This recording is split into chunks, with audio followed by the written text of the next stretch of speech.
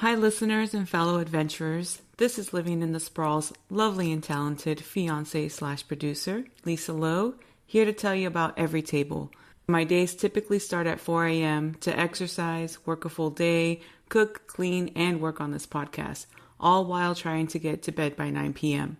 Like many of you, there aren't always enough hours in the day to do it all, so I do rely on food delivery that requires little to no prep, is healthy, cost-effective, and most importantly, delicious.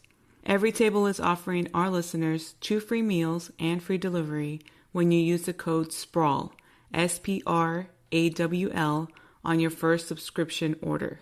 I will put the link in the show notes and on our website at livinginthesprawlpodcast.com. And now, your humble correspondent and this week's episode.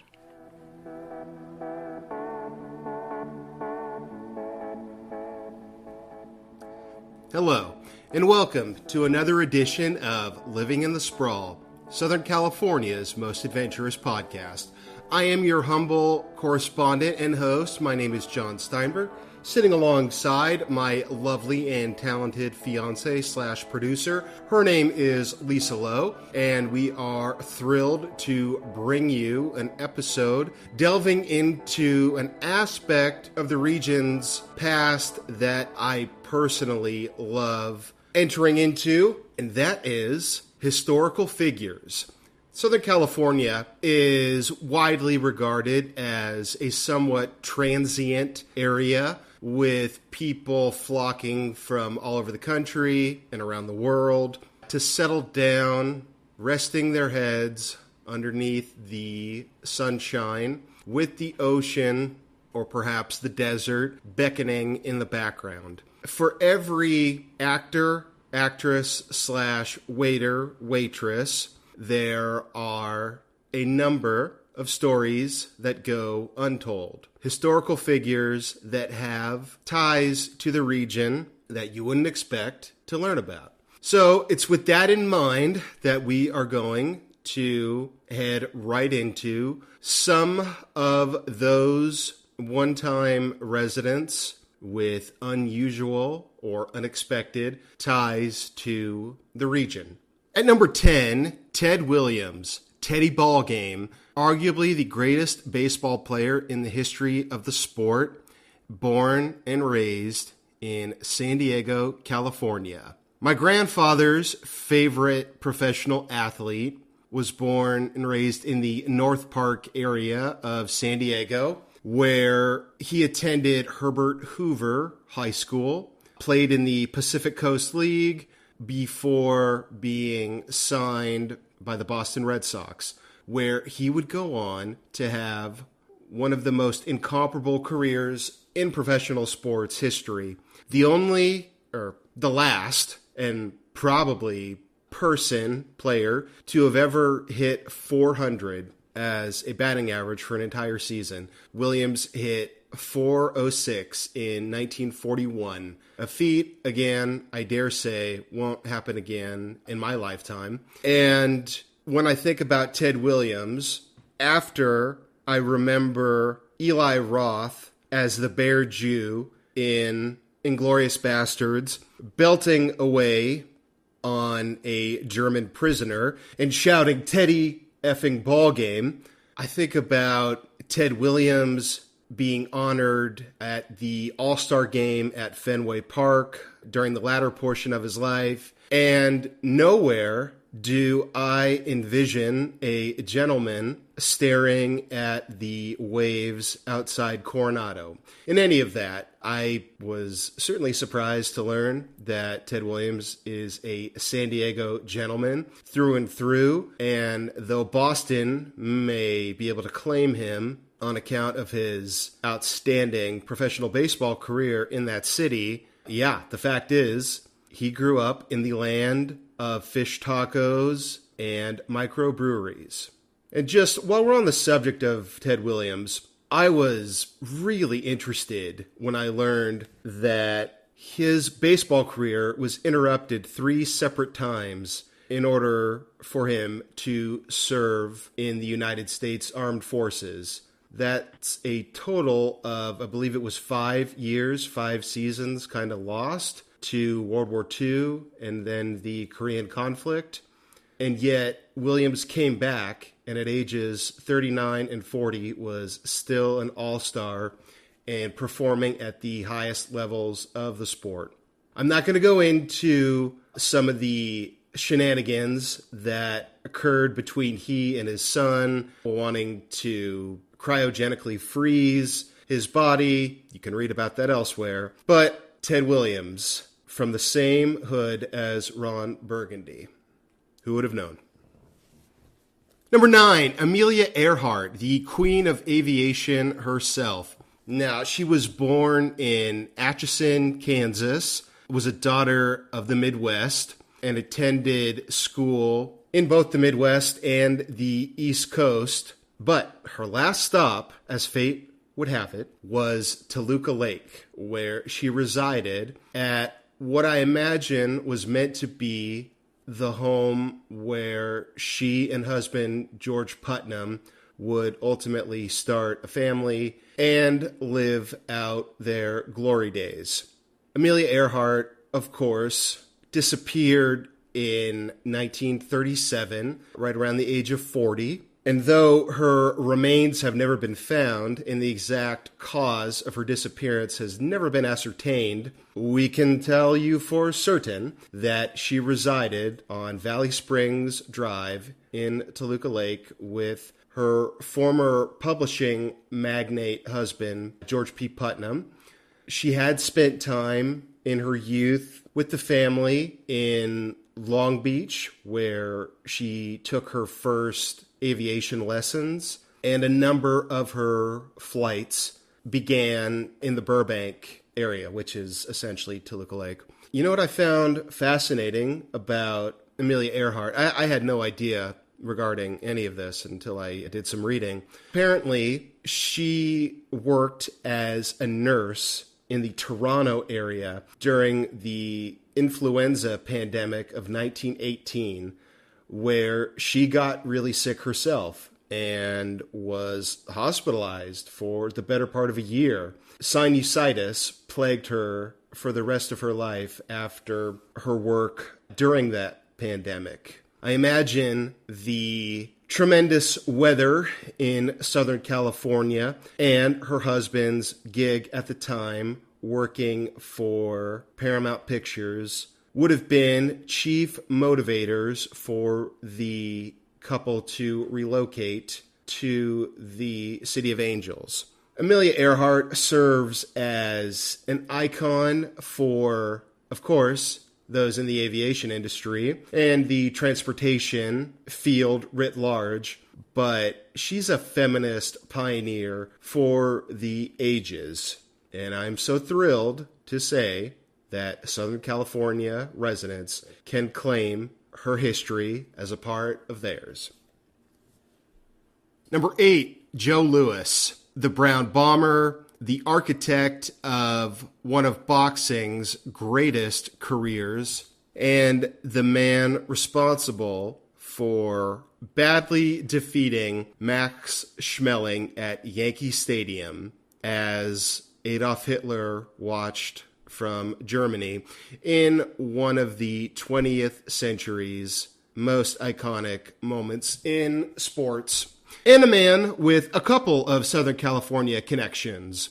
As a starter, I grew up hearing my grandfather regale me with a story that he loved to tell and sometimes would forget that he'd already told regarding a round of golf that he had the opportunity to play with the former heavyweight champion of the world. This prideful account always struck a chord with me, for I rarely saw my grandfather kind of seem as though he were in awe of somebody like he was with Joe Louis. So Joe Louis, originally born in the South before he and his family moved up to the Detroit area, held the heavyweight belt for 11 years, the longest of any champion in history. And like Ted Williams, also served in the armed forces during the Second World War, although he didn't actually see any battle time. Joe Louis thrived during a time in America's history where race relations were not where we all wish they would have been. It's a really awful, unfortunate, embarrassing, and real fact of American history that African Americans were treated as second-class citizens up until, that's up for debate, but definitely up until the civil rights movement began in this country. But Joe Louis did enjoy a great deal of popularity as the heavyweight champion of the world. And it was after his fighting career that he decided to settle down in Los Angeles with his wife, Martha Jefferson.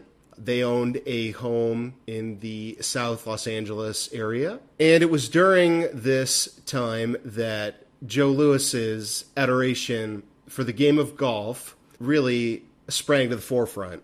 In 1952, Joe Louis was asked to participate in a tournament, the San Diego Open, at the San Diego Country Club.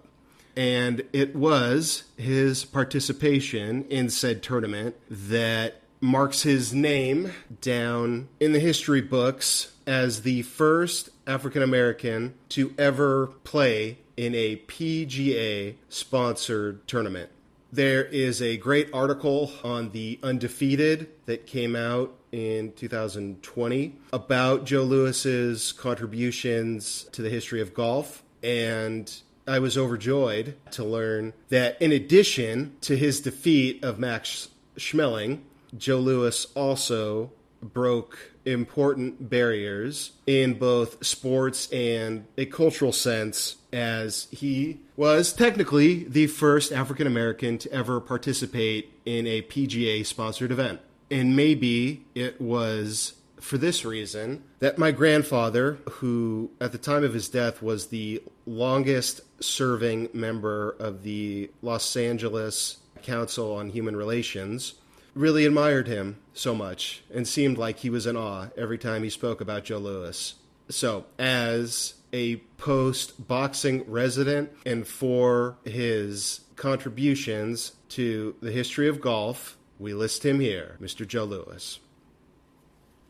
Number 7, and the reason that I gave this episode a somewhat ambiguous title, historical figures could, after all, mean a variety of different things. James Earl Ray, the man who assassinated Dr. Martin Luther King. I remember reading the book Hellhound, which I highly recommend, roughly 10 years ago when it came out, but it wasn't until I found an article from the Los Angeles Times detailing James Earl Ray's dalliance with Los Angeles that I decided he needed to be included on this list.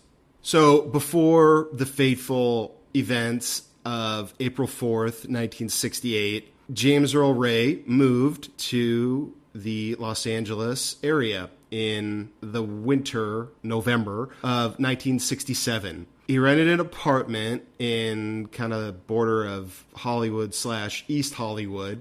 And I couldn't believe this, but James Earl Ray took dance lessons in Long Beach and classes at a bartending academy on Sunset Boulevard in Echo Park. He also met with a number of psychics and, some would say, members of the Church of Scientology. There is actually a picture that you can find of James Earl Ray with other members of the bartending academy class. I guess this is a class photo.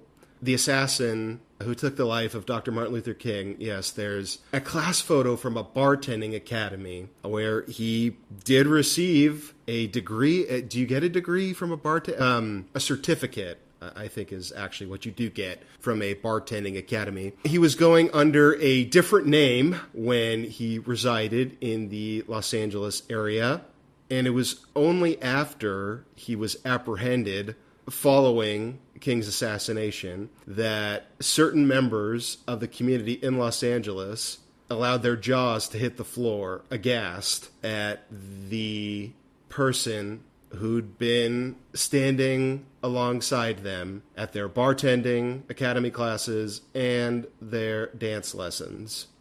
Southern California, we hear about Sirhan Sirhan a great deal, but the fact that James Earl Ray spent time in the region as a resident right before the assassination, that doesn't get mentioned very much, and what he was up to in Los Angeles really doesn't get mentioned very much. Again, I would recommend the book Hellhound if you'd like to learn more about the man behind the bullet in this instance. At number 6, America's favorite chef, Julia Child, a woman that I never would have guessed if you had given me a million different options, that she was a Pasadena gal. She always seemed like somebody who maybe she was born in the United States, but she didn't actually spend that much time here. I knew that she was American, but of course, the title of her memoir is My Life in France. I always associated Julia Child with France and French cooking, and I could never really trace a specific region where her wonderfully charming, high-pitched voice seemed to have come from. And yet, Julia McWilliams was born and raised in America's most distinguished suburban community.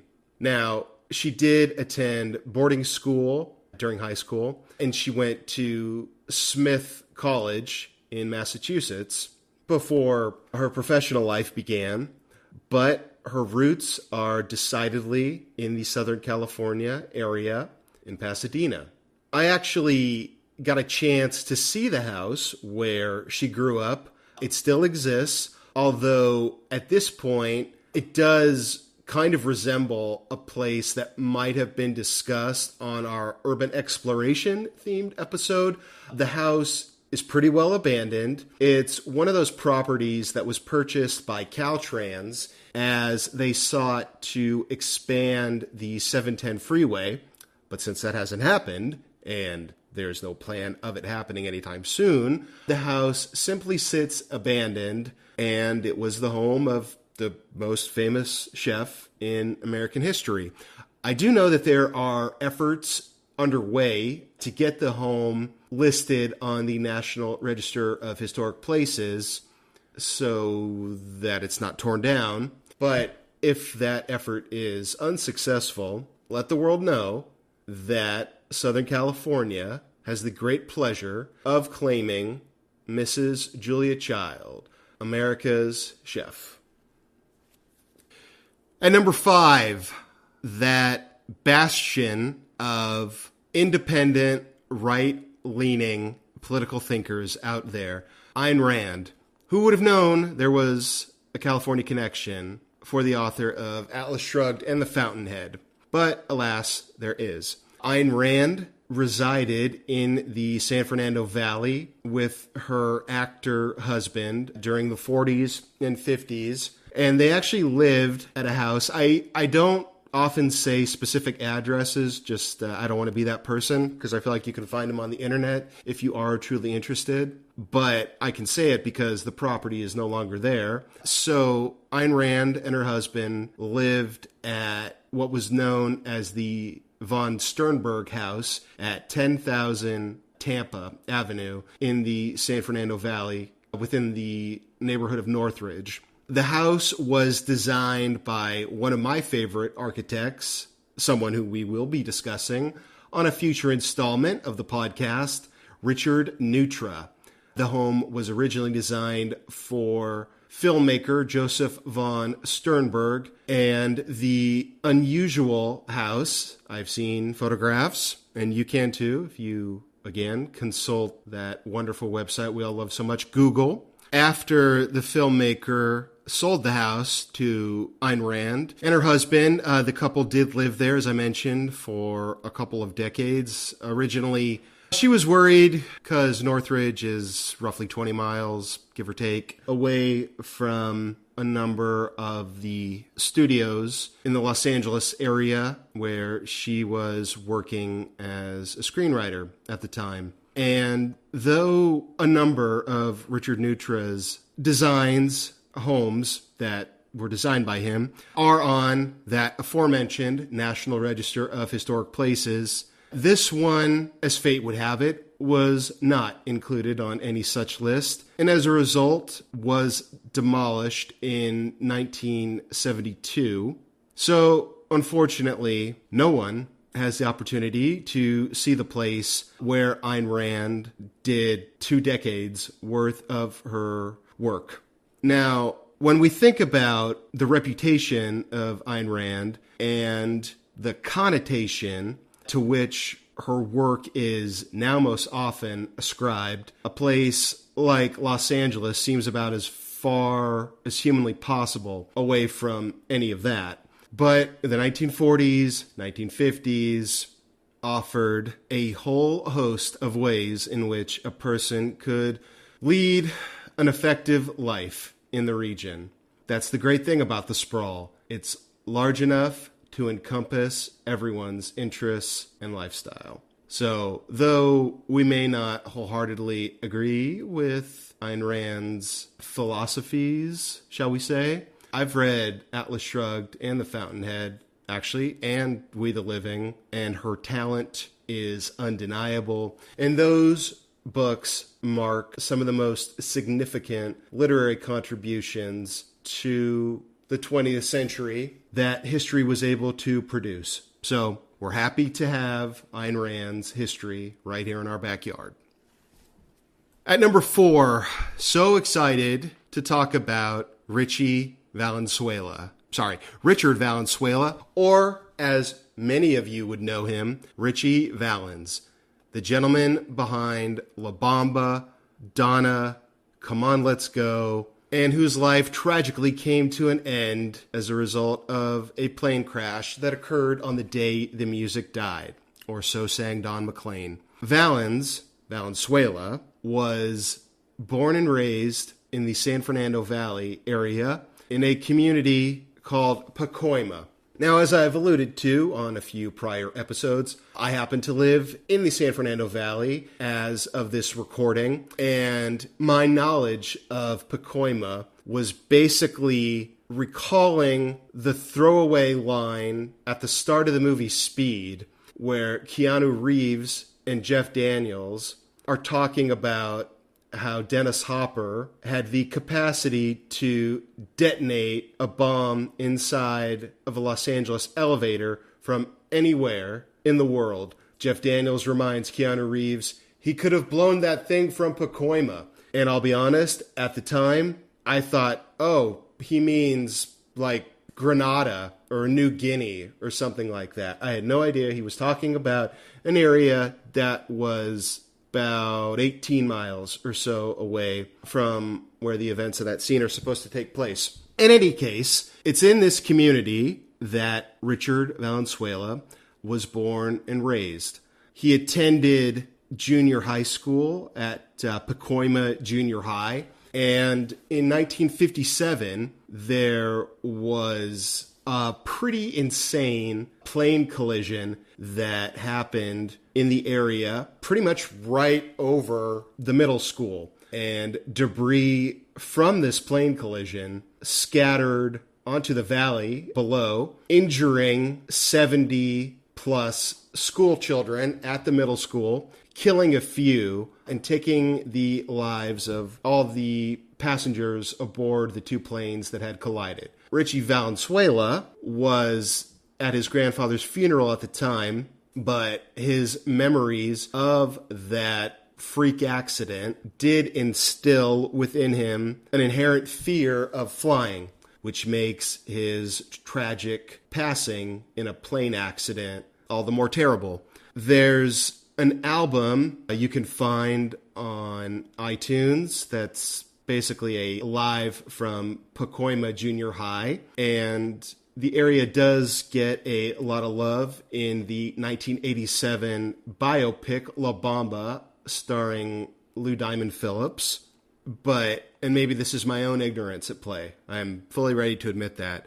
Again, if you had asked me, okay, where did the person who sang La Bamba, where was that person from? I probably would have said Central America. the Dominican or Belize, or I don't know. My ignorance would have been on full panoramic display at that point. But I certainly would have had no earthly idea that it was actually in the backyard of the entertainment industry that probably the greatest Tejano rock song in music history was dreamt up and turned into a tune we all know and love. There are a number of tributes to Richie Valens in the Pacoima area. There's actually a Richie Valens Park, as well as several murals that are fairly close to the house where he grew up, which is still in existence. And though he died while still a teenager, he left an indelible mark upon the Southern California landscape. So for that, he merits inclusion on this list, and we are sincerely happy to have Richard Valenzuela, a.k.a. Richie Valens, as part of our shared history. At number 3, a little bit out of left field, but not entirely, German philosophical novelist Thomas Mann. Born in the 19th century, Mann and his family immigrated to the United States as a direct result of the rise of the Third Reich. And for 10 years, the Mann family lived in the Pacific Palisades. There were 2 homes of note, one in the Palisades and one in Santa Monica, where German or Eastern European expatriates, but they were largely German, would congregate, share ideas, and enjoy company with folks that had a shared cultural experience. And it was at these gatherings that folks like Thomas Mann would be interfacing with the likes of Albert Einstein, Charlie Chaplin, Aldous Huxley, Bertolt Brecht, and a number of other people that you may have heard of. I actually found out about this writer and his time in the Pacific Palisades the same day I took the hike out to Murphy Ranch, a topic that was covered a couple of episodes ago. The house isn't all that far away from the Murphy Ranch, and I have to wonder if Thomas Mann was aware of what was going on at that property while he was a resident nearby. For those of you unfamiliar with the gentleman's work, his most famous novel is probably The Magic Mountain, which, in addition to being the title of the manuscript, can also be a metaphor for the sheer act of completing first reading of it. It's over 35 hours on Audible, but if you're interested in getting down with some German historical mysticism, I highly recommend it. But for any of you that don't want to invest that kind of time in the gentleman's work, I would advise A Death in Venice, a significantly shorter novella whose quality is certainly on par with that of The Magic Mountain, but is decidedly more palatable. And I do love entertaining the idea that Albert Einstein was chopping it up with Charlie Chaplin, Aldous Huxley, and Thomas Mann at a home in Santa Monica. That's awesome to me. And we are so thrilled to count Thomas Mann's time in the area to our benefit. And number 2, Charles Schwab. You know those Talk to Chuck advertisements, or in my case, the Charles Schwab app that you've got on your phone to monitor stocks? Well, all of that can be traced back to the Santa Barbara area where Charles R. Schwab grew up. One of those people that I just assumed was probably from New York. I did imagine, okay, finance industry, Wall Street, New York. It just seems like East Coast, but that is not the case. And Chuck grew up in Santa Barbara before attending college up at Stanford. He and his wife do not reside in Southern California any longer. They live in a community called Atherton within the bounds of Silicon Valley, right next to Palo Alto and Menlo Park. But the image of quote-unquote Charles Schwab and the beaches of Santa Barbara and Carpinteria do not necessarily go hand in hand. But this is where the budding billionaire spent his youth and a large portion of his young life. And to remind us that contributions to any field can truly come from anywhere. And this is part of the reason why we embrace the idea of the sprawl and all it represents. We recognize the achievements and the sheer oddity of the fact that Charles Schwab is from Santa Barbara. At number 1, and a little peek behind the camera, the reason that I desperately wanted to do this episode, Wyatt Earp. Yes, that Wyatt Earp. The one played by Kurt Russell in Tombstone, Kevin Costner in the film Wyatt Earp, and the man most famous for his involvement in the gunfight at the OK Corral. Did you know that he actually died in Los Angeles in 1929? I had no idea. And if Charles Schwab and Santa Barbara don't go together, Wyatt Earp and anything modern don't really go together at all. Never mind 1929 Los Angeles. So Earp, as is told in painfully long-winded style in the film Wyatt Earp, was from the Midwest, one of 7 children who grew up amid the backdrop of the American Civil War. After getting married and beginning an adult life of his own, his wife passed away. This led to some years in the wilderness where Wyatt Earp found solace in the company of a bottle and was kind of flailing in life until he found an opportunity as a lawman. And it was during his career as a lawman that Wyatt Earp achieved notoriety for his role within the larger story of the quote-unquote American West. When you see Westerns or interact with that period of American history, Wyatt Earp is the quintessential epitome of the American lawman. He, Doc Holliday, his brothers Virgil and Morgan, and others did battle with reckless cowboys and bandits of the late 19th century. Honestly, if you had asked me prior to some of my research for this episode, I would have said Wyatt Earp died without ever having any idea what an automobile was. But I would have been wrong, as he lived long enough to see not only the advent of the automobile, but a whole host of other modern innovations before his passing in 1929. Married 3 times, Earp served as lawman in, of course, Tombstone, the most famous example, but also Dodge City, and with his 3rd wife, made a lot of money in both Alaska and California as he began to age.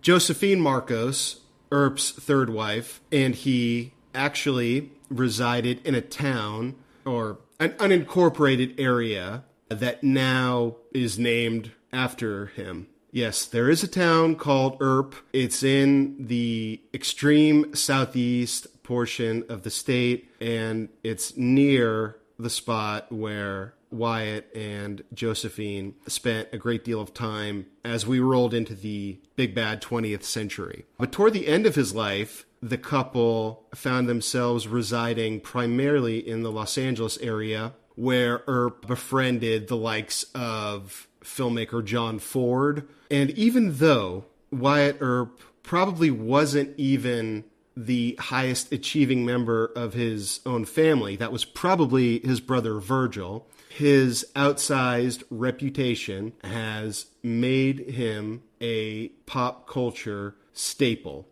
John Wayne says he modeled his Western-infused walk after Wyatt Earp, and so many of the Westerns filmed during Hollywood's golden age can trace their roots directly back to John Ford's vision of what the Western should be, and thus probably back to Wyatt Earp himself, who was friends with John Ford. As I mentioned, Earp passed away at the age of 80 in Los Angeles, leaving behind a legacy that is still being shaped even today. So it's with that we want to thank everyone for their emails and interaction with us. If you do want to send an email to the show, please write us, livinginthesprawl@gmail.com. We have received a very nifty email from a listener named Joseph. And Joseph, we're going to be using your suggestion in a forthcoming episode. So please write us with all suggestions for topics that you would like to hear us address on the show, comments, questions, anything along those lines. If you'd like to interact with us on social media, our Instagram handle is Living in the Sprawl Podcast.